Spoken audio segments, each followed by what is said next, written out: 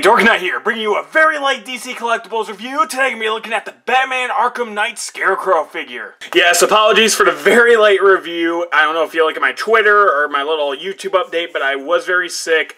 I'm mostly over it now, so if I still sound a little sick, I do apologize. You know, try to bear with me, but let's get right to the review. Scarecrow comes in the same packaging as we've seen from the rest of the wave, except it's got a yellow deco here going on. So far, Scarecrow is the last of the figures that have been released in Wave 1. We haven't seen Arkham Knight yet. I assume he's too busy getting beaten to death with a crowbar because he's Jason frickin' Todd! Aside from that, like I said, typical packaging, so let's get right to the figure. Here's Scarecrow out of packaging, and right off the bat, I do have to say, I do like the figure, but articulation-wise, he's definitely just the weakest figure. Like, sculpt and detail-wise, he's actually pretty great. It's just the articulation is really kind of bad. And it's not because, like, oh, you know, he needs to be more dynamic. I mean, he's wearing a freaking knee brace on his leg. I don't expect him to actually be really articulated. But the problem is his joints are freaking scary to move. It might just be my figure, but let's go ahead and take a closer look. And here's Scarecrow up close, and right off the bat, I have to say, I really love the detail of this figure, especially with the head sculpt. It's my favorite part of this. I really love how they did the eyes are all beady and creepy. A lot of nice paint wash going on in the mask here, and I really like that we got the air filters here going into the mask. It's really freaking cool. In general, I love his outfit, too. I just love how it's got this kind of burlap look to it, and you can see all the stitches going on here. Dig this hood, too. It's really nice and soft, so it doesn't hinder any of the articulation, and you can just pull that back, and whoop. And you can see his creepy little ears here, so I'm wondering, is this his actual face? I don't know, I guess we'll find out. June 23rd! Got a lot of nice little details here. You got the little pipes going around here. Really dig how they did the gas canisters. A lot of nice paint wash going on here. Really well sculpted. You got more of the gas canisters going through here on his vest here. Even goes back around, and you got the little dial here. I wish we could have maybe seen some paint detail going on in there, like you see the actual little arrow or something. It's still pretty cool, though. Getting a lot of that burlap detail and all those stitches going along. Just getting, look at that texture. This is actually really freaking well done. I really like that. It looks like burlap. Nice stuff going on with the arms here, too. I like that we got all the belts here and the arm brace here, and you got his gauntlet, which is really well done, especially with the syringes. For the most part, totally straight. I only got, like, one syringe that's kind of crooked. Like, this one looks like it's really the only crooked one. So I guess I just have to take a blow dryer to that one because everything else looks good with it. A lot of detail going on in the pants. You got some nice tears here. All these folds going on. You got his little knee brace here. It's really freaking well done. Dig how they did the boots. Got a lot of nice detail going on in here with the laces and how they're actually like undone, and you can see like the tongue of the boot kind of coming out. Really freaking well done. Just the detail of this figure is so freaking crazy, and so is the design.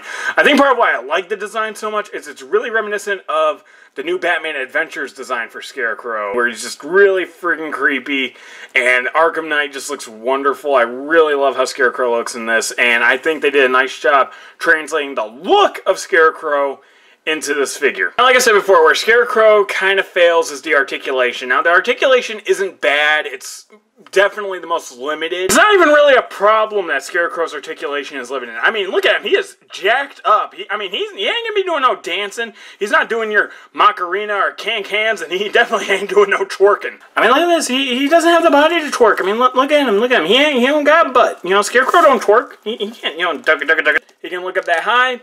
Can't really look down. Has a bit of a head pivot and a swivel. And I just noticed you can actually see the little noose here around Scarecrow's neck. That's really cool. His arms can go out that far. He has a bicep swivel here. It's pretty tight. Like I said, you can hear that creaking. It's a little scary. And he has a bicep swivel here, but lower. It's a little weird. So you can join elbows on both sides. Wrist swivel here and here. And I'm pretty sure we're actually supposed to have a forearm swivel here, but I'm not sure. It's stuck. I don't want to risk breaking it. No ab crunch. He does have a waist rocker, though, but I'm not a big fan of this joint. Like, it just, I really would have preferred an ab crunch here, especially because you have it really well hidden behind the little pouch here. His legs can kick forward that far. Back that far. Not very far at all. Kick to the side that far. Single jointed knees on both sides. However, this leg does have a thigh swivel, but this is what I'm talking about. Like this, like, I mean, look at that. That looks like it's like ready to break off. Like that. It's a little scary. Both legs have up and down movement with the ankles. However, this leg is the only one with an ankle pivot. So all in all, not a very articulated figure. Scarecrow does come with one single accessory. Scarecrow comes with this really disturbing mask. I really like how we got all the creepy little teeth here. You got his gums here. I'm not sure if this is supposed to be like almost like muscle tissue or anything. Really, the paint detail could be a little better. It's kind of just splotched on. Kind of the same problem that Harley Quinn's hair had, where it just seems like it's just like Here it is actually on Scarecrow. Now, I'm not sure if this is actually the point of this mask. I mean, again, maybe we'll find out June 23rd. It doesn't really look right. I feel like, whoop, that doesn't look right.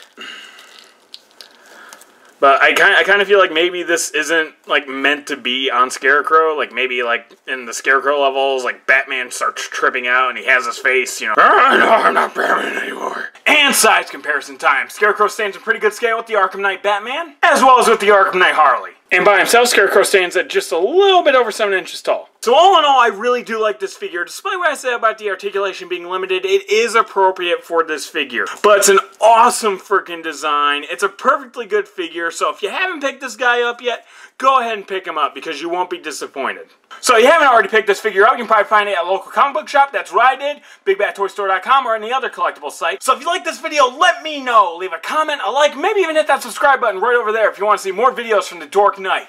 So until next time, stay dorky, my friends.